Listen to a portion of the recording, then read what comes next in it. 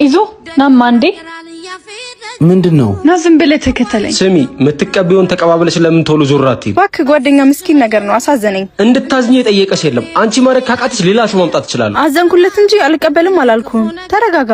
ምን እያረግሽ ነው? አብርሃም ያስተዋወቀህ ልጅ ገንዘብ ያልበላቸው ሀብታም የለም፣ ዱርዬ ናት። አረ ተሳስተሻል። በመከራ እኮ ነው ከቤት እንኳን የምትወጣው።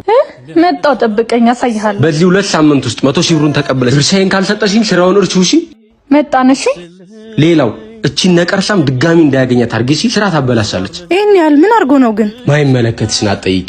ስማው ጓደኛዬን ማቀው እኔ ነኝ። ምስኪን ነው። ትንሽ ችግር ካወራሽለት ይሰጥሻል። 100 ሺህ ብር ለሱ ምንም አይደል።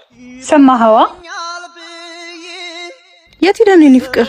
ለካ በተደጋጋሚ ሴቶች ገንዘቤን እየበሉ የሚጠፉት በአንተ መልማይነት እየመጡ። ምን አንቺ እውነት ነው ያልነገርኩትም። ቆይ እኔ ምንድነው ያረኩ? እኔ ላንተ ላረኩልህ ነገሮች ይሄ ነው መልሴ? ቆይ ይሄ ሁሉ ድራማ ለምን አስፈለገ? እኔ ጠይቀኸኝ የከለከልኩ ነገር አለ? አታውቅም፣ ግን በቃ ሁሌ ጠባቂ መሆን ሰለችኝ። ትሰማኛለህ? ላንተ ማድረግ እኮ ግዴታ አይደለም፣ ያለኝን እኮ ነው ሳካፍልህ የኖርኩ። ለተንኮል እንዲህ ከምትራቀቅ ከኔ ስራ ብትማር ጠባቂነት አይታየህም ነበር። ሁለተኛ ሁለታችሁንም ማየት አልፈልግም። ከዚህ በኋላ አጠገቤ እንዳትደርሱ።